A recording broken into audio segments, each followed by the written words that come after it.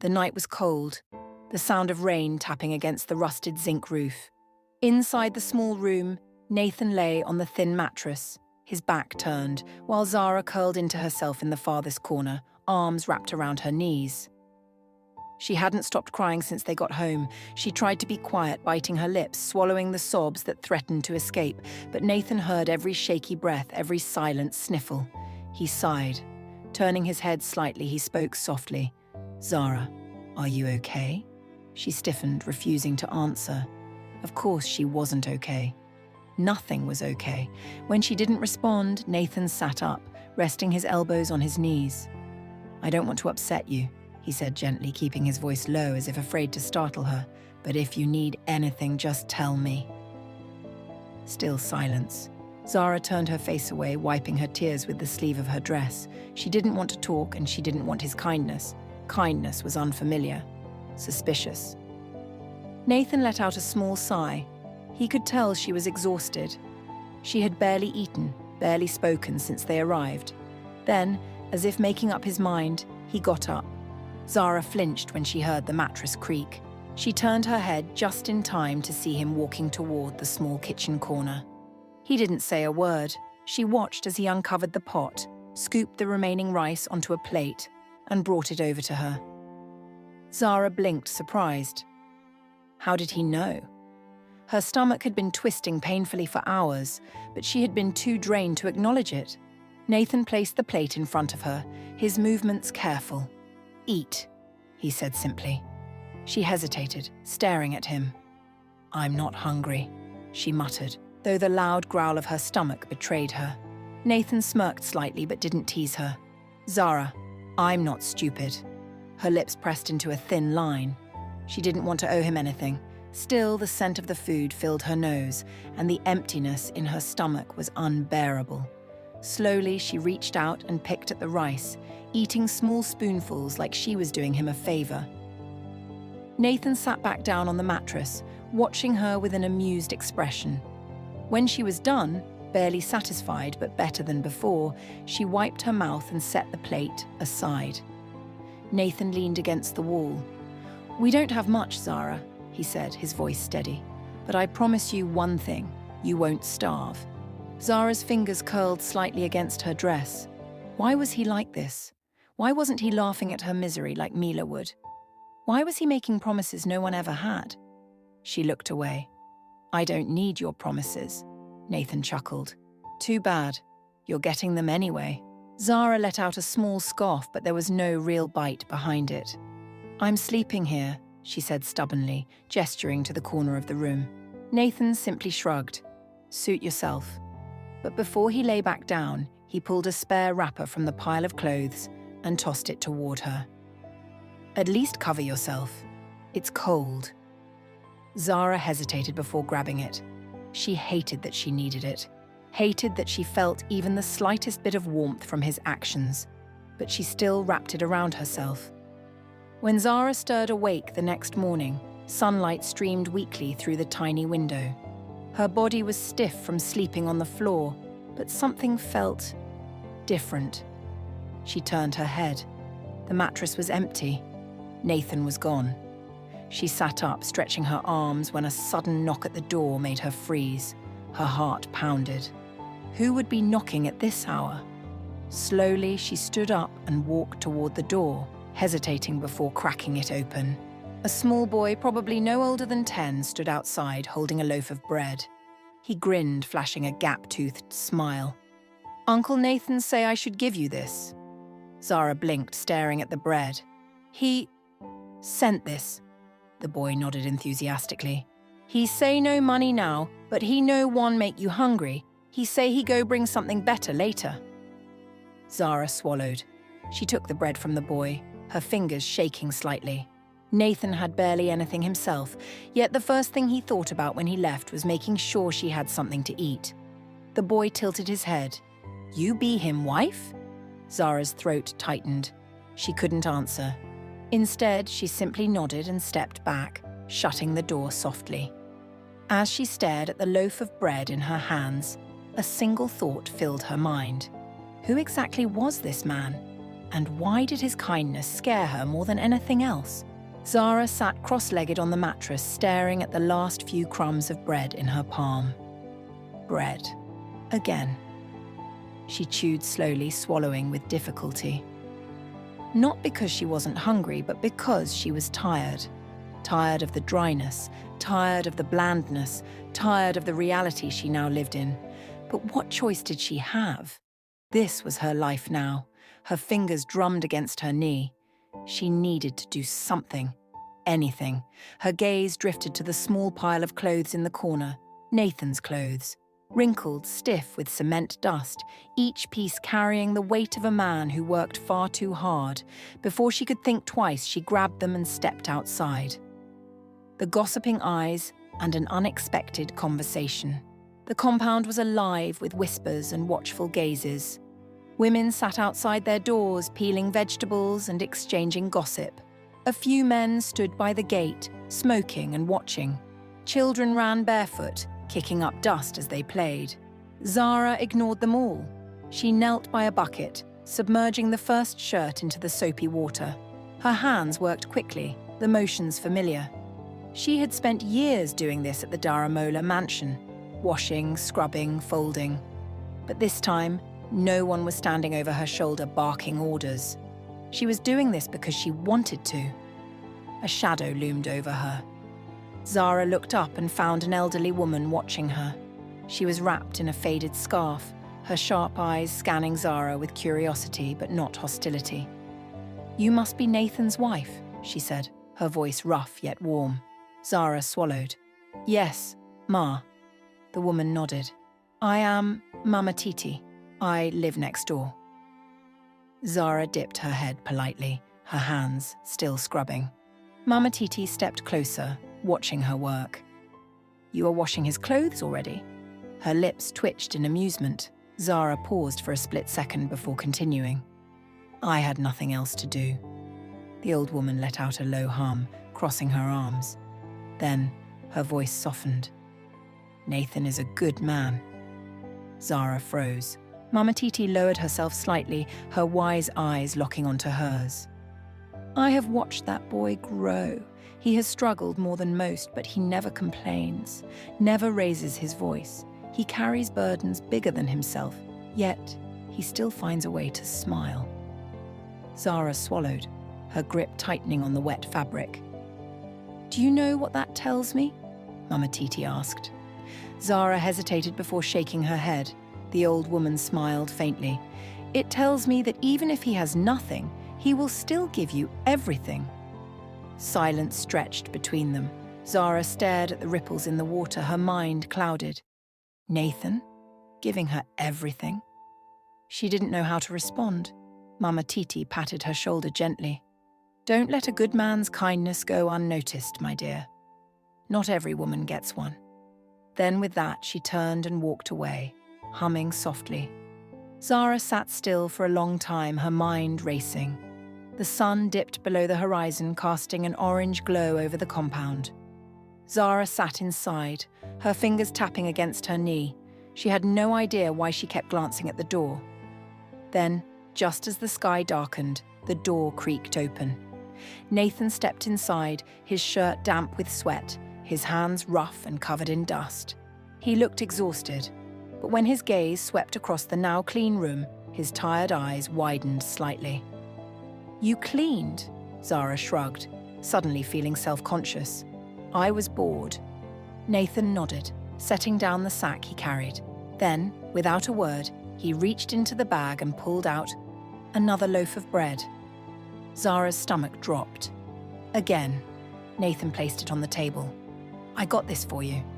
She blinked. She had no words. No one had ever really bought something just for her.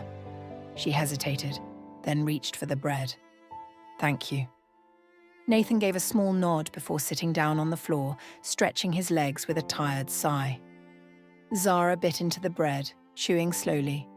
She was so tired of bread. But when she looked at Nathan, watching how he rubbed his sore palms together, how his tired eyes softened when he looked at her, she forced a small smile.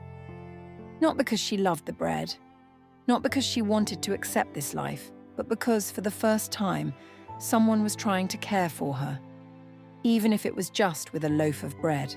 As the days turned into weeks and the weeks into months, Zara found herself watching Nathan closely. He did so much. Every morning, he left before sunrise, his hands rough from labor, his body exhausted from carrying the weight of their survival. And yet, every evening, he came home with something, however small, to make sure she had enough. A loaf of bread, a few extra fruits from the market, a tired smile that told her, "I'm trying."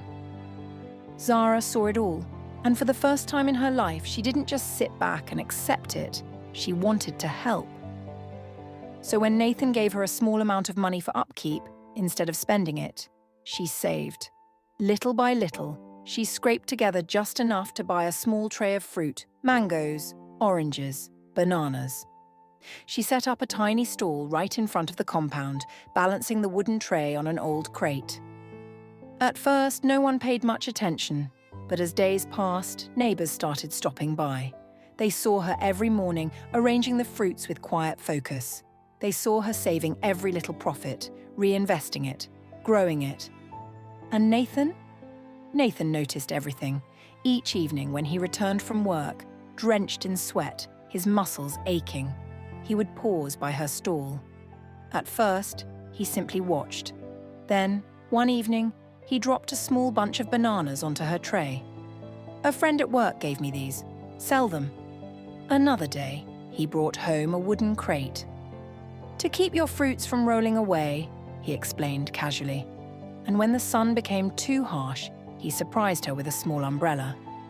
Zara had stared at it for a long time before whispering, "Why do you always do things like this?"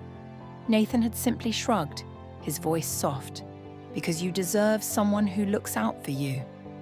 And that was when she realized this wasn't just about survival anymore. Something was growing between them, in the quiet dinners they shared, in the small stolen glances, in the way her heart raced when she heard his footsteps outside the door. Nathan had changed too. He laughed more. He spoke to her, not just around her. And on weekends, he even helped her with her stall. It was unspoken, but it was there, undeniable, strong, and terrifying. That night, the rain poured heavily against the zinc roof, each drop echoing in the small, dimly lit room. Zara lay awake, her heart pounding against her chest. Something inside her was restless, a feeling she had buried for months but could no longer ignore. She turned toward Nathan, watching the slow rise and fall of his chest as he slept. For a long moment, she hesitated. Then, with shaky fingers, she reached out and gently touched his arm. "Nathan," she whispered. He stirred but didn't wake. Zara swallowed, her pulse quickening. "Nathan, wake up." This time his eyes fluttered open, confusion settling over his face as he sat up. "Zara?" His voice was thick with sleep. "What's wrong?" She hesitated, wrapping her arms around herself as the rain continued to drum against the roof, the cold air brushing against her skin. "I need to tell you something," she murmured. Nathan rubbed the sleep from his eyes, his full attention on her now. "What is it?" She took a deep breath, her hands trembling. "You've done so much for me," she started, her voice barely above a whisper. "And I never really said thank you." Nathan blinked, then let out a soft chuckle. "You woke me up to say thank you?" Zara shook her head quickly, her fingers twisting together. "No, it's more than that." Nathan tilted his head slightly, studying her. Something about her tone was different tonight. She swallowed hard, forcing herself to meet his gaze. "I love you, Nathan." Silence. The rain continued to pour outside, but inside everything stood still. Nathan froze, his eyes widening as if he hadn't heard her correctly. "Zara?" He whispered her name like it was something fragile, something precious. She bit her lip, her heart racing. "I mean it," she confessed. "I don't know when it happened or how, but I love you. I love the way you care, the way you always put me first, the way you never made me feel like I was unwanted." Nathan sat there, his breath caught in his throat. For months he had wondered if she would ever look at him the way he looked at her. And now here she was, telling him the one thing he never thought he'd hear. His lips parted slightly, his voice barely above a whisper. "Say it again." Zara let out a shaky breath, her lips trembling. "I love you, Nathan." A slow, disbelieving smile spread across his face. He reached for her hands, his fingers warm despite the cold air around them. Then, softly, his voice filled with something deep, something real, he whispered back. "I love you too, Zara." She blinked, tears slipping down her cheeks. Nathan smiled, brushing a tear from her face with his thumb. "You have no idea how long I've waited to say that." Zara let out a small, breathless laugh, her chest light for the first time in forever. And as the rain continued to fall, they sat there, hands entwined, hearts finally speaking the words they had both been too afraid to say. But somewhere along the way, Nathan had become more than just the man she was forced to marry. He had become something she never thought she'd have. A home. And for the first time, Zara allowed herself to believe it. That Saturday, Nathan did something unusual. He stayed home. Zara woke up expecting the usual, an empty room, a quiet morning, and another day of waiting for him to return. But instead, he was sitting by the window, peeling an orange, completely relaxed. She frowned, stretching. "You're not going to work?" Nathan smirked, tossing a slice of orange into his mouth. "Not today. Today, I just want to be with you." Zara's heart did a strange little flip. For hours, they sat together, talking, laughing, losing themselves in the simple joy of each other's company. But then, Nathan's laughter faded, and his expression grew serious. He turned to her, his warm hands closing around hers. "Zara, we need to talk." Her stomach twisted. She had a feeling she wasn't going to like this conversation. "What about?" she asked cautiously. Nathan took a deep breath. "I want us to make things official." Her chest tightened. She looked away, chewing on her lip. "Nathan, I don't know if I can go back there yet." His gaze softened. "Why?" She swallowed, knowing she couldn't lie. "Because I don't want them to see me like this." Nathan frowned slightly. "Like what?" "Like I haven't changed," she admitted quietly. "Like I'm still the same girl they threw away." Nathan studied her for a long moment. He wasn't angry. He wasn't impatient. He just understood. But then, he said something that made her breath catch. "Zara, you are not the same girl they threw away." She blinked, her throat tightening. Nathan leaned in slightly, his voice softer now. "You have built something for yourself. You have survived. And not just that, you have grown. And I will not let their opinions steal that from you." Zara looked down, her hands gripping her lap. She wanted to believe him, she really did. But a part of her still feared Mila's sharp words, Mr. and Mrs. Daramola's cold eyes, the cruel satisfaction they would get from seeing her return without success. Nathan sighed, tilting his head slightly. "You think too much about what they will say." Zara let out a humorless chuckle. "It's easy for you to say. You don't have to face them." Nathan didn't argue. He simply nodded, letting her sit with her thoughts. But 2 days later, he did something that left her speechless. When she came inside that evening, exhausted from running her stall, she found him sitting quietly on the mattress, holding a neatly wrapped box. She frowned, wiping her hands on her dress. "What's that?" Nathan didn't answer right away. Instead, he handed it to her. Zara hesitated before unwrapping the package, her heart pounding with every movement. And then she gasped. Inside was a dress. Not just any dress, a beautifully tailored gown, the kind she had only ever admired from afar. Her fingers trembled as she ran them over the fabric. The material was smooth, elegant, nothing like what she had ever owned. She looked up at Nathan, her voice barely above a whisper. "Nathan, where did you get this?" He smiled, resting his arms on his knees. I saved for it. Zara's breath hitched. You did this for me? Nathan nodded, his expression unreadable. I wanted you to walk in there feeling like the queen you are, not the girl they discarded. Something in her chest cracked wide open. No one, not in her entire life, had ever done something like this for her. She clutched the dress against her chest, overwhelmed, speechless, shaken. And as she looked at Nathan, really looked at him, she realized something. There was more to Nathan than she had ever understood. And she wasn't sure if she was ready for it. Don't miss part 3. Like, comment, and subscribe to support our growth.